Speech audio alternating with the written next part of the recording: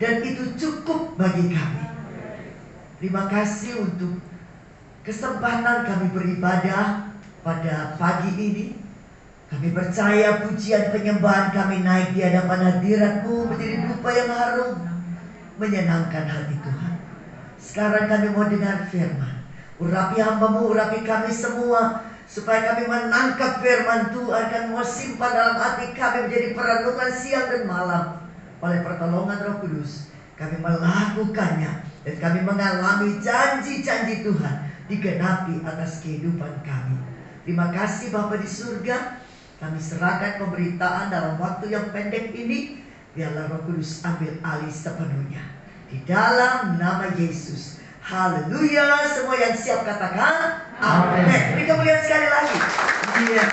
Walaupun kita diatur begitu rupa, tapi tidak usah terlalu kaku, ya toh. Biasa-biasa saja. Karena ada Tuhan Yesus di sini, bilang amin. Tidak ada yang terlalu salah dengan ibadah seperti ini, ya. Saya mau katakan begini. Hidup ini seumpama orang yang menumpang sebuah biduk atau perahu mengarungi samudra luas dunia ini. Tak ada samudra yang tak bergelombang, tak ada laut yang tak berombak. Kadang ada badai, lalu air masuk dalam perahu kehidupan kita, ya. Lalu kita menciduk keluar, lebih banyak yang masuk. Lalu kita berteriak, aku nyaris tenggelam. Dengarkan saya, memang Tuhan tak pernah menjanjikan pelayaran yang tenang, tapi Tuhan menjanjikan pelabuhan yang aman, tentram bagi kita sekalian. Yang setuju bilang amin. Amin. Sebab itu saya mau beritahu bagaimana mengatasi yang namanya masalah. Saya beri tema mengatasi masalah. Ini pandemi sudah 2 tahun kira-kira, ya. Waduh, berdampak banyak sekali. Ekonominya berdampak, keluarga juga berdampak. Saya baca, ya, itu survei mengatakan angka perceraian naik karena pandemi. Saudara, ada banyak sakit, penyakit dan segala macam menjadi masalah di dalam kehidupan kita sekalian. Nah, mari kita melihat. Itulah yang Alkitab tulis, namanya pencobaan, namanya ujian. Nah, mari kita melihat dalam 1 Korintus 10 ayat 13. Pencobaan-pencobaan yang kamu alami ialah pencobaan-pencobaan apa? Biasa, yang tidak melebihi kekuatan manusia. Sebab Allah setia, dan karena itu Ia tidak akan membiarkan kamu dicobai melampaui kekuatanmu. Pada waktu kamu dicobai, Ia akan memberikan kepadamu jalan keluar, sehingga kamu dapat menanggungnya. Jadi pencobaan itu apa? Biasa. Nah, itu dia, lebih keras pencobaan itu. Iya. Bagaimana dengan ujian? 1 Petrus 4 ayat 12. Dikatakan seperti ini, saudara-saudara yang kekasih, janganlah kamu heran akan nyala api siksaan yang datang kepadamu sebagai ujian, seolah-olah ada sesuatu yang luar biasa terjadi atasmu.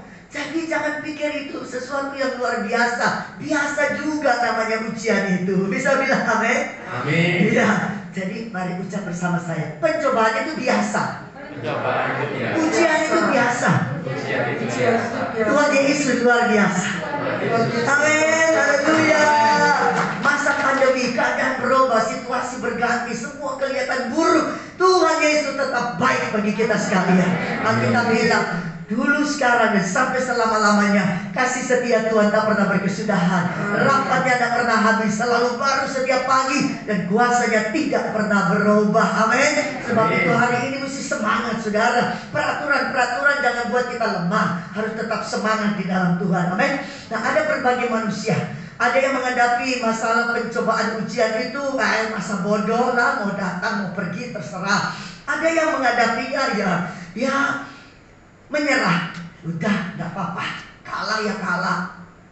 Ada juga yang cari jalan pintas yang tak cocok dengan firman. Nah, hari ini kita belajar 2 hal saja. Berapa?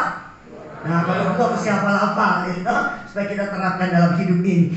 2 hal yang penting menghadapi masalah, yang memang masalah tidak bisa dihindari. Yang pertama yaitu melihat dengan mata rohani.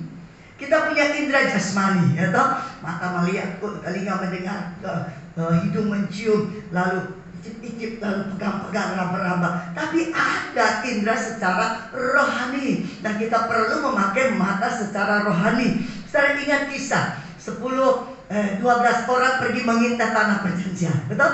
Lalu pula jadi tergolong 2 golongan, 10 orang dan 2 orang. Yang 10 orang bilang begini, wow, itu negeri penduduknya makan manusia, raksasa-raksasa, kita ini belalang, kita tidak mungkin bisa masuk dan mengalahkannya. Yang 2 bilang, jangan takut, yang melindungi mereka sudah pergi, Tuhan menyertai kita, dan kita akan masuk menduduki dan mengalahkannya. Dan saudara, saya mau katakan, yang dilihat dengan mata rohani itu terjadi.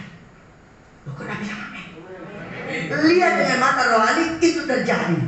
Kita lihat Bilangan 14 ayat 30. Bilangan 14 ayat 30. Bahwa kamu ini tidak akan masuk ke negeri yang dengan mengangkat sumpah telah kujanjikan akan kuberikan kamu diami. kecuali dua orang ini ya, Kaleb bin Yefune dan Yosua bin Nun. Itu saja yang masuk bersama dengan yang usia 20 tahun ke bawah. Nah, itu sebabnya kita perlu punya mata rohani yang bisa melihat apa yang tidak dilihat oleh manusia yang lain, tapi kita melihat di dalam Tuhan. Kisah yang lain, Daud menghadapi Goliat, tingginya 3 meter, pakai ketopong, pakai perisai bersisik, ya, pakai lebih, pakai tombak, pedang. Daud bilang, engkau mendatangi aku dengan tombak dan lebih. Aku mendatangi engkau dengan nama Tuhan semesta alam, Allah barisan Israel yang kau tantang itu. Saudara, dia melihat dengan mata rohani bagaimana ada Tuhan yang luar biasa menyertai dia. Saudara, apa yang terjadi? 1 Samuel 17 pada ayat 50 mengatakan begitu. Come on. Demikianlah Daud mengalahkan orang Filistin itu dengan umpan dan batu. Ia mengalahkan orang Filistin itu, membunuhnya tanpa pedang di tangan. Saudara tahu kisah itu kan? Dia ambilnya batu, diumpan dan itu terkena pas pada tengah ini. Mati. Saudara, karena Daud melihat dengan mata rohani penyertaan Tuhan atas kehidupannya. Kisah yang lain, Raja Aram itu selalu menyerang Israel. Dan aneh, semua strategi perangnya diketahui oleh Israel. Raja Aram berpikir pasti ada orang-orang yang membelot, pasti ada yang berpihak kepada Israel. Tapi orang-orang bilang kepada Raja Aram, bukan. Israel punya nabi, namanya Nabi Elisa. Apa yang padukan tuanku Raja omong di kamar tidur, itu nabi tahu. Wah, Raja marah, tangkap dia, cari tahu dia di mana. Dicari tahu, Nabi Elisa ada di Dotan. Ketika bujangnya bangun pagi-pagi, dia melihat seluruh Dotan sudah dikepung oleh musuh. Elisa bilang, bujangnya bilang, bagaimana ini? Kita sudah dikepung. Nabi bilang, jangan takut. Yang menyertai kita lebih banyak daripada yang ada mengepung kita. Lalu Elisa berdoa supaya mata bujangnya itu bisa melihat. Saudara, apa yang dilihat? 2 Raja-Raja 6 ayat 16 dan 17. Jawabnya, jangan takut, sebab lebih banyak yang menyertai kita daripada yang menyertai mereka. Oh, luar biasa. Ayat 17. Lalu berdoalah Elisa, ya Tuhan, bukalah kiranya matanya supaya ia melihat. Maka Tuhan membuka mata bujang itu sehingga ia melihat. Tampaklah gunung itu penuh dengan kuda dan kereta berapi sekeliling Elisa. Bilang amin dulu. Luar biasa. Nah, kita sekalian punya mata jasmani. Kalau ini kurang terang, kasih kacamata. Betul atau tidak? Nah, sekarang mata rohani kita terang atau tidak? Ini yang penting sekali. Paulus berdoa untuk jemaat yang ada di Efesus. Efesus 1 ayat 16 sampai ayat 19 mengatakan seperti ini. Aku pun tidak berhenti mengucap syukur karena kamu, dan aku selalu mengingat kamu dalam doaku. Nah, doanya seperti apa? Dan meminta kepada Allah Tuhan kita Yesus Kristus, yaitu Bapa yang mulia itu, perhatikan, supaya ia memberikan kepadamu roh hikmat dan wahyu untuk mengenal dia dengan benar. Dan perhatikan, supaya ia menjadikan apa saudara? Mata hatimu terang, agar kamu mengerti pengharapan apa yang terkandung dalam panggilannya. Perhatikan dulu. Kalau mata hatinya terang, baru kita punya pengharapan di dalam Yesus. Amin. Amin. Apapun yang terjadi, tak buat kita kecewa, tak buat kita menggerutu, tak buat kita mengomel, tak buat kita menjadi ciut hati. Tetap ada pengharapan. Pengharapannya apa? Betapa kayanya kemuliaan bagian yang ditentukannya bagi orang-orang kudus, dan betapa hebatnya kuasanya bagi kita yang percaya sesuai dengan kekuatan kuasanya. Nyanyinya tadi sudah hebat. Tuhan sumber kekuatan kita. Amin. Tapi apakah kita mengalami? Jangan nyanyi toh.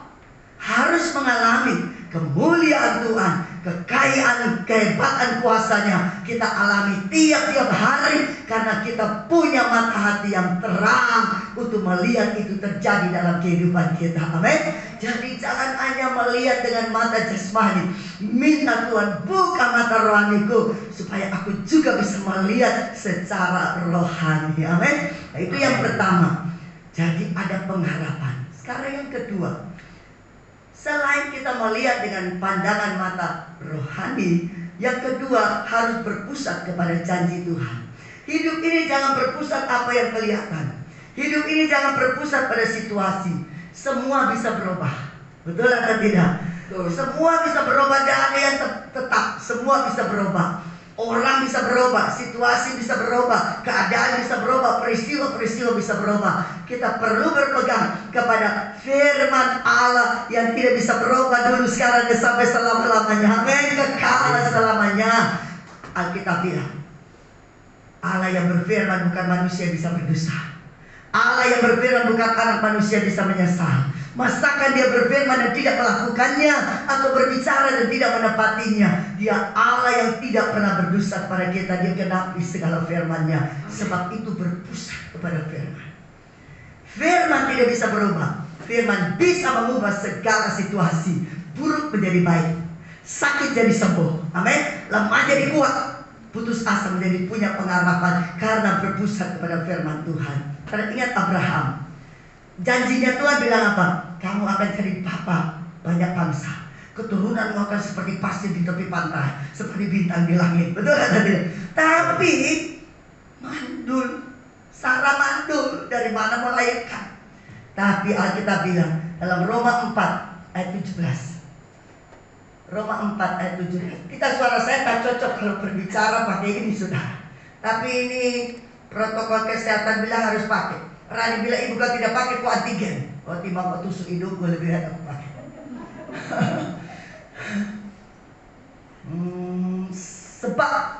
Seperti ada tertulis, engkau telah kutetapkan jadi bapa banyak bangsa di hadapan Allah yang kepadanya ia percaya, yaitu Allah yang menghidupkan orang mati dan yang menjadikan dengan imannya apa yang tidak ada menjadi ada. Nah pegang ini, itu Allah kita. Tidak ada jadi ada, itu Allah kita. Amin. Kalau manusia dari yang ada bikin sesuatu, betul atau tidak? Beda dengan Allah. Yang berikut. Loh. Dan sekalipun kita ada dasar untuk berharap, dan ada dasar untuk berharap, namun Abraham berharap juga dan percaya bahwa ia akan menjadi bapa banyak bangsa menurut yang telah difirmankan. Demikianlah banyaknya nanti keturunanmu. Amin. Sudah sampai di situ kan? Lagi. Imannya tidak menjadi lemah, walaupun ia mengetahui bahwa tubuhnya sudah sangat lemah karena usianya telah kira-kira 100 tahun dan bahwa rahim Sarah telah tertutup. Terhadap janji Allah, nah pegang baik-baik. Terhadap janji Allah, ia tidak bimbang karena ketidakpercayaan, malah ia diperkuat dalam imannya dan ia memuliakan Allah. Ayat 21, dengan penuh keyakinan bahwa Allah berkuasa untuk melaksanakan apa yang telah dijanjikannya. Bilang amin yang satu. Amin. Saudara, Tuhan sudah janji apa?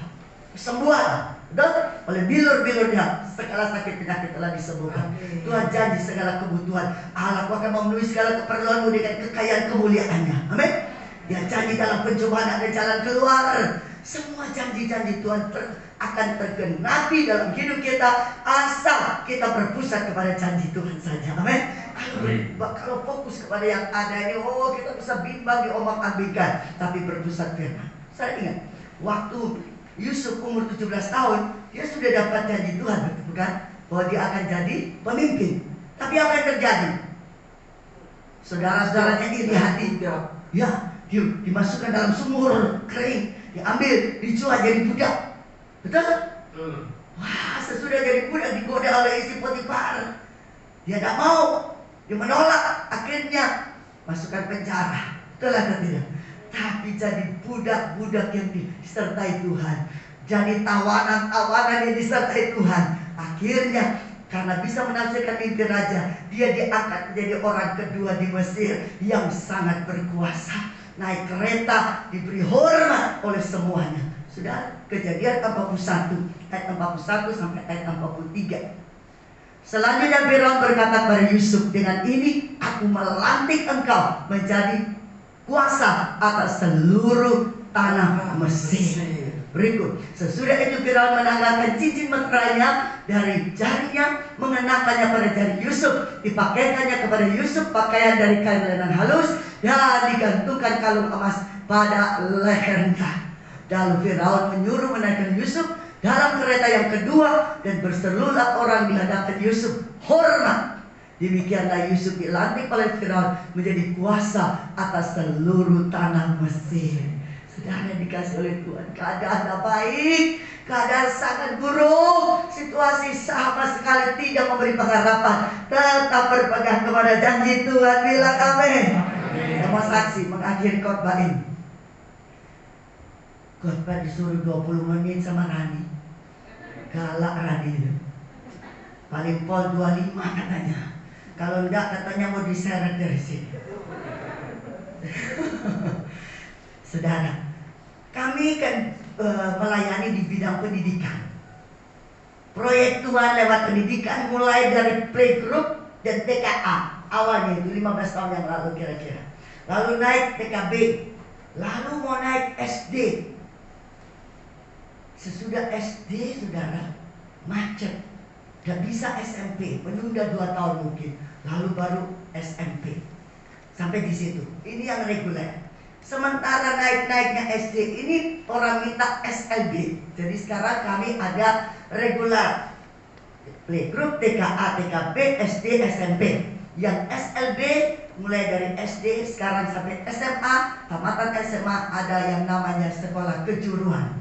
Nah saudara, yang saya mau saksikan, ketika ada apa itu namanya, yang datang periksa-periksa itu loh, untuk dapat nilai A, B, C itu loh, dari pendidikan, dari dinas pendidikan. Akreditasi. Ya itu dia, pintar sekali. Akreditasi, tapi sudah hafal-hafal lupa lagi. Akreditasi tidak bisa dapat nilai bagus karena kami belum punya gedung SMP. Kami punya gedung lantai 3 ini, itu campur di situ ada SD, ada SMP, ada SLB. Jadi dinas datang dia bilang tidak bisa kayak begini, harus bisa SMP-nya, harus punya gedung sendiri. Oke, gedung sendiri. Tuhan berkemurahan, kami dapat lahan di belakang gedung yang 3 lantai ini 2000 meter. Lalu menggambarlah untuk SMP. Kemudian datanglah yang namanya si pandemi itu. Saudara bisa bayangkan, dalam situasi pandemi kan keuangan semua orang bilang merosot. Tapi saya bersaksi bagi kemuliaan Tuhan. Dengar, pandemi bulan Mei kami mulai membangun. Biaya 1M lebih, 1,2 M. Saudara dikasih oleh Tuhan. Tapi kami tak punya dasar untuk berharap. Berharap siapa di pasir, kan tidak ada konglomerat, saudara, tidak ada. Tapi kami berpusat kepada janji Tuhan, melihat ke depan bahwa Tuhan akan kirim bendahara-bendaharanya untuk menyelesaikan semua itu. Dan saya bersaksi bagi kemuliaan Tuhan, Tuhan pakai satu sumber saja, lewat satu perusahaan saja menanggung semuanya, saudara. Tadinya dia mau 4 termin, tapi karena pandemi jadi 5 termin, saudara. 1 miliar disumbang satu perusahaan saja. Tiap bulan 200. Sekarang gedungnya sudah selesai, sedang membuat lapangan itu olahraga, dan masih aula yang belum tertutup. Tapi semua itu jadi oleh karena anugerah Tuhan yang luar biasa. Masa pandemi bangun SMP 1,2 miliar. Kalau bukan Tuhan tak bisa. Ayat terakhir, Roma 9 ayat 28. Sebab apa yang telah difirmankannya akan dilakukan Tuhan di atas bumi sempurna dan segera. Tuhan lakukan di mana? Di mana? Bumi. Orang bilang, biar saya miskin di sini, tapi kaya di surga. Siapa mau begini? Mau begini? Orang miskin dihina orang, perkataannya tidak didengar. Tuhan tidak mau. Tuhan mau kita anak-anaknya diberkati. Kaya bukan untuk memperkaya diri dan untuk jadi sombong dan foya-foya. Kaya supaya engkau dititipi banyak harta, engkau bisa melakukan banyak pekerjaan kebajikan. Orang lain diberkati, nama Tuhan dipermuliakan. Puji Tuhan. Saudara, sebetulnya saya mau bersaksi tentang Semeru, saudara. Semeru itu, saudara, itu meledak itu saudara. Itu makanan, pakaian semua datang itu bertubuh-tubuh saudara. Sampai bupati bilang jangan sumbang lagi, jangan sumbang lagi. Ini sudah cukup untuk 1,5 bulan punya makanan. Sampai sekarang kebingungan mau ditaruh di mana barang-barang itu. Jadi Indonesia ini sedang mengalami kepedulian yang luar biasa saudara ketika ada bencana ini. Sebab itu tidak perlu takut saudara. Tidak perlu takut. Tetap melihat dengan mata iman dan berpegang pada firman Tuhan, maka firman-Nya akan digabungkan Tuhan di bumi. Bukan tunggu nanti di surga saja, masuk surga yes, tapi di bumi kita akan diberkati oleh Tuhan juga, amin. Diberkati sempurna dan segera. Satu ayat terakhir lagi, 1 Korintus 15 ayat 57. Lalu kita berdoa.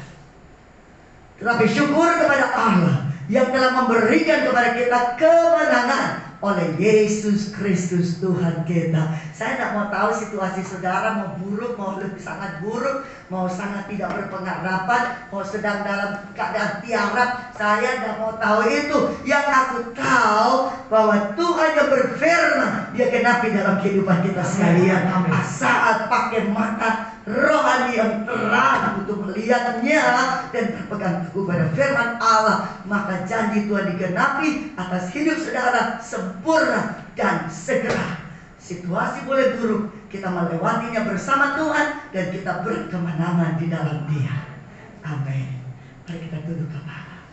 Apapun situasi saudara, sakit penyakit, keadaan keluarga yang buruk, anak sedang memberontak, ekonomi sedang dalam keadaan kebangkrutan sekalipun, saya mau katakan Tuhan tetap ada. Amin. Bapa di dalam surga, kami tahu bahwa pencobaan itu biasa, ujian itu biasa. Kami punya Yesus yang luar biasa. Engkau sanggup untuk memberikan kami jalan keluar. Engkau sanggup memberikan kami pertolongan. Engkau sanggup memberi kami kekuatan untuk kami cakap menanggung segalanya dan kami keluar sebagai umat yang lebih dari pemenang. Kami percaya firman-Mu tidak pernah berubah, dulu, sekarang, dan sampai selama-lamanya. Kau genapi janji-Mu atas hidup kami sempurna dan segera. Terima kasih Tuhan. Yang sakit jadi sembuh, yang lemah jadi kuat, yang putus asa dapat pengharapan, yang jatuh diangkat, yang ekonomi sedang dalam keadaan buruk akan menjadi baik, dalam keadaan keluarga yang kacau balau akan mengalami pemulihan. Terima kasih Tuhan. Terima kasih. Di dalam nama Yesus kami mengucap syukur dan berdoa. Haleluya. Semua diberkati, katakan amin. Berikut penyanyi meriah. Tuhan memberkati.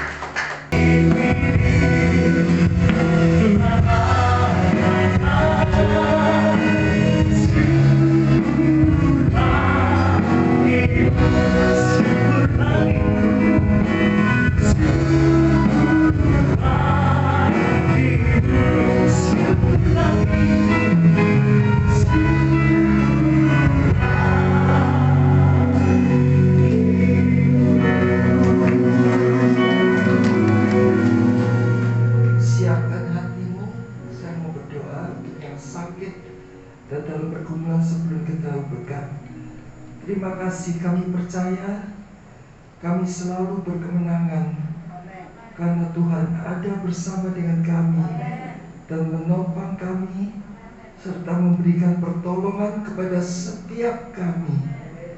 Jamahlah yang sedang sakit ya Tuhan, berikan kekuatan dan kesehatan yang sempurna. Bangkitkanlah semangat dari mereka yang sedang berputus asa dan berikan jalan keluar bagi setiap mereka yang sedang dalam masalah pergumulan. Terima kasih Tuhan untuk kebenaran firman-Mu. Kami percaya firman-Mu akan menjadi berkat dan kekuatan bagi kami semua, dan Roh Kudus akan menolong kami untuk lebih memahami kebenaran firman Tuhan, sehingga kami mampu menjadi firman Tuhan yang hidup. Berkatilah hamba-Mu yang sedang Kau pakai, Ibu Pendeta Vivi Layantara. Pakailah dia makin hari makin bertambah. Berkati pelayanannya, berkati keluarganya. Jemaat yang dikasihi oleh Tuhan, mari angkat kedua tangan kita, ulanglah dan terimalah Berkat di dalam nama Bapa, Putra, dan Roh Kudus, dalam nama Tuhan Yesus Kristus, dari sekarang sampai Maranatha, Tuhan Yesus datang kedua kalinya. Yang percaya sama-sama katakan amin. Selamat hari Minggu, sampai berjumpa di Zoom Jumat atau kemudian di minggu depan ibadah Natal kami, ya. Tuhan Yesus memberkati. Diimbau untuk sidang